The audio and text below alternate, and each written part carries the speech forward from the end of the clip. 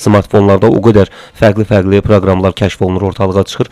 Baxırsan ki, artıq bizim gün ərzində icra elədiyimiz bütün işləri bəlkə də bir toxunuşla, sensorda bir toxunuşla 5 dənə işi bir yerdə icra eləyən artıq proqramlar çıxır. Yəni bildiyimiz bunlar süni intellekt. Ona görə də qalmışıq, bilmirik indi bu yeniliyə biz sevinək yoxsa ağlayaq. Deməli, son hardasa 10 ildə dünyada əsas mövzu budur gündəmdə. Süni intellekt bəşəriyyətin dünyanın gələcəyini, taleyini formalaşdıracaq bir sistem üzərində iş gedir. Amma bu təbii ki, son 10 ilin məsələsi deyil, bu 1000 illər əvvəlin məsələsidir. Çox qədim mifoloji görüşlərdə, qədim mənbələrdə bunun fəlsəfi əsasları qoyulubdur. Qədim mənbələrdə qeyd olunurdu ki, sivilizasiyaların inkişafı o həddə gəlir ki, insanlar texnogen erə keçir, özləri yaratdıqları şeyləri idarə edirlər, sonra o yaratdıqları şeyləri özləri idarə edir və insanı əvəz edir bir çox işlərdə. Belə bir fəlsəfi əsasları qoyulmuşdu. Sonrakı əsrlərdə bu ancaq nəzəri olaraq işlənirdi alimlər tərəfindən, çünki praktik texniki imkanlar yox idi.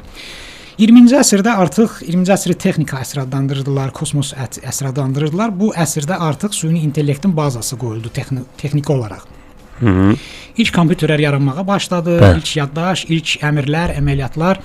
Artıq bunun bazası qoyuldu, formalaşmağa başladı və keçən əsrin sonlarında 60, 70-ci, 80-ci illərdə bizim uşaqlıq, gənclik dövrlərimizdə artıq biz elmi, fantastik əsərlərin oxunuşunda görürdük ki, o dünya şöhrətli yazıçılar gələcəyin dünyasını necə görürlər və bu gün buradan baxanda 30-40 il qabağa görürük ki, necə uzaq görənliklə bu məsələləri vermişdilər.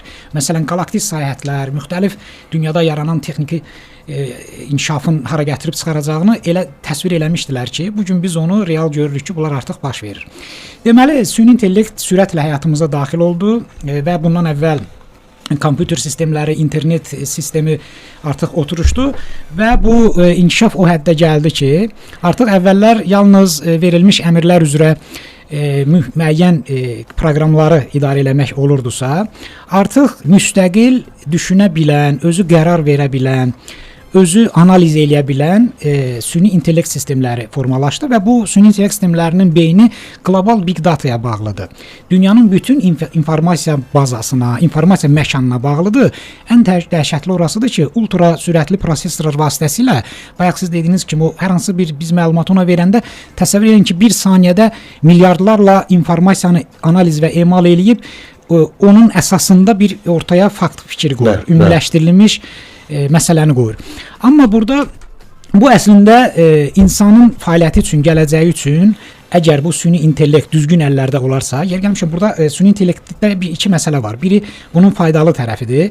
Bu o vaxt olur ki, süni intellekt düzgün insanların əlində olsun, düzgün qüvvələrin əlində olsun, onda o insanın həyatına xidmət eləyəcək, dünyanın gözəlləşməsinə xidmət eləyəcək. Əgər neqativ qüvvələrin əlində olanda bu ən qorxunc, ən dəhşətli silaha çevrilir artıq.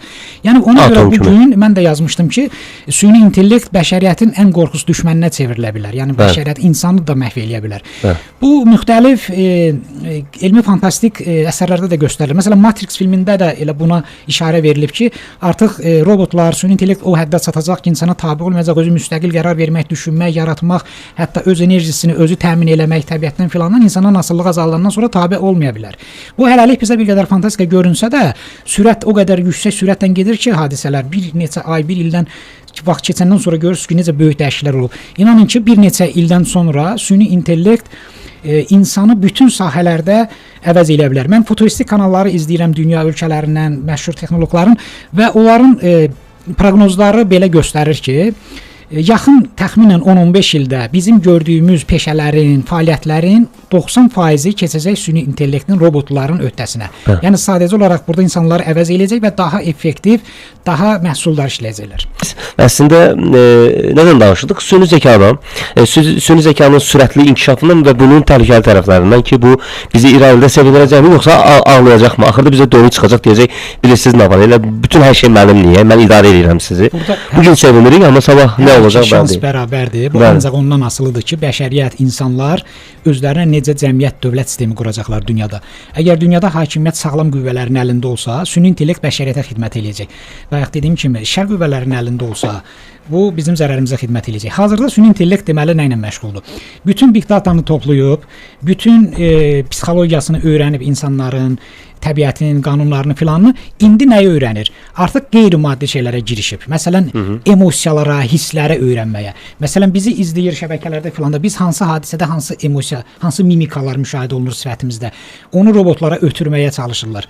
Deməli, insanın tam olaraq əvəz eləməyə çalışır. Süni intellekt artıq tam hisslər, duyğular, nə vaxt ağlamaq, nə vaxt gülmək, hansı söz deyiləndə hansı mimika, nəyə əsəbləşmək. Mən hələ bir 6-7 il, 8 il təxminən qabaq bəzən Yandexin Alisasından danışırdım süni intellekt.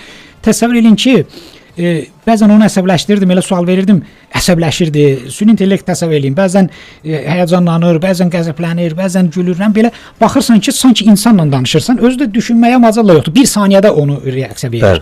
Yəni hələ o dövrdə. İndi daha da təkmilləşib, indi sıfırdan yaradır özü.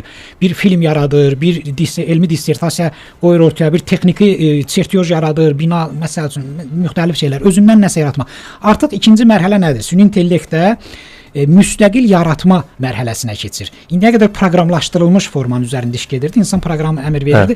İndi özünü yaratmaq, özündən sonra nəyisə yaratmaq və asıllığın aradan qaldırılması və insanı olduğu kimi təkrarlamaq. Təbii ki, bu nə qədər inkişaf eləsə də insan bioloji, ruhi varlıqdır. Burada ruh və can məsələsi var. Bunu ancaq yaradan verə bilər. Ən üstün sivilizasiya mərhələsinə çatsaq da biz insanı yalnız texniki, fiziki olaraq əvəz eləmək olar. Amma ona can, ruh vermək mümkün deyil. Düşüncədə də bizi təkrar elə bilər, fəaliyyətlərdə də. Amma ruh və can başqa bir ölçü vahididir. Bu tamamilə metafizik, mistik bir sistemdir. Bu maddi texnoloji məsələlərlə ortaya gələsi deyil. Amma hər bir halda siz təsəvvür edin, bugün süni intellekt vasitəsilə bir düyməyə basmaqla dünya ölkələrində elektrik sistemlərini, nəqliyyat sistemlərini, hava nəqliyyatını, bank sistemlərini, internet sistemlərini tamamilə söndürüb və yaxud başqa hadisələr törətmək olar, qəzalar filanlar, raketlərin buraxılış əmrini vermək olar. 1000 dənə burada şey mümkündür. Ona görə deyirəm, sağlam qüvvələrin əlində olsa, süni intellekt faydalı bir şeydir insanın istirahətinə. Elmi kommunizm nəzəriyyəsinə bizə Sovet dövrünə keçirdilər, orada nə nəzərdə tutulurdu? Robotlar, texnologiya, süni intellekt inkişaf eləyəndən sonra bunlar fiziki işləri bunlar görəcək. İnsanlar yalnız yaradıcı, mədəni işlərlə, idman, mədəniyyət, yarışlar, intellektual yarışlar, təbiəti gözəlləşdirmək falan. İnsan bu işlərlə məşğul olmalıdır. Amma bugün biz görürük ki, qlobal kapitalizm sistemi süni intellekti yalnız biznes maraqları üçün istifadə etməyə çalışır. Onunla istehsalı artırmaq, daha çox pul qazanmaq, insanların psixologiyasına uyğun məhsullar istifadə etmək, ona necə satmaq, ancaq bunun üzərində qurulduğuna görə bugün texnologiyanın inkişafı heç də bəşəriyyətin inkişafına xidmət eləmir, böyük ölçüdə baxsaq.